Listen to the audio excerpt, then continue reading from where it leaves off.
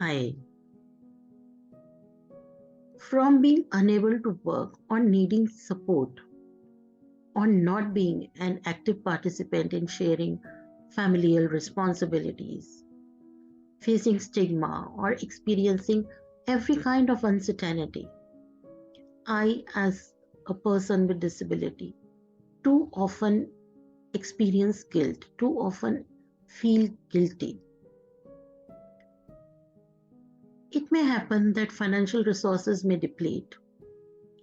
There may be mounting medical bills, and the cost of assistive devices or other treatments may be very high. And so we may feel guilty for being dependent. Or guilt may be experienced due to not being able to contribute to relationships. But what happens when we have guilt?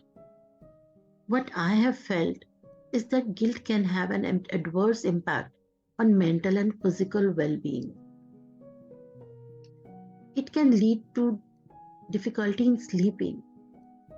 It can lead to muscle tensions. There can be digestive issues.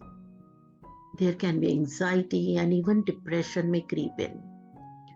So guilt has many symptoms. We can have these symptoms because of guilt. And I, being a person with disability, have experienced it a lot. And if you can relate to me, you can also understand that. But what I have learned in the course of time, I deal with guilt by trying to recognize it and reflect it. When you notice yourself feeling guilty, determine the cause of guilt. Reflect on any thoughts or actions that are occurring as the result of guilt. Being disabled is not your fault. Having a disability is not a choice, it is a circumstance. So, self kindness and self compassion can come to your rescue instead of self blame for something you have little to or not control over. Use positive thinking when possible. Reframe guilt driven statements such as I should or I need to whenever possible. This is significant. For example, instead of thinking I should be able to work in a full time job, you should think I am able to contribute with my part time job while also taking care of my health. Instead of thinking I should do more around the house, try thinking I appreciate what my partner does around the house and I can help whenever I can. Put yourself in another person's shoes.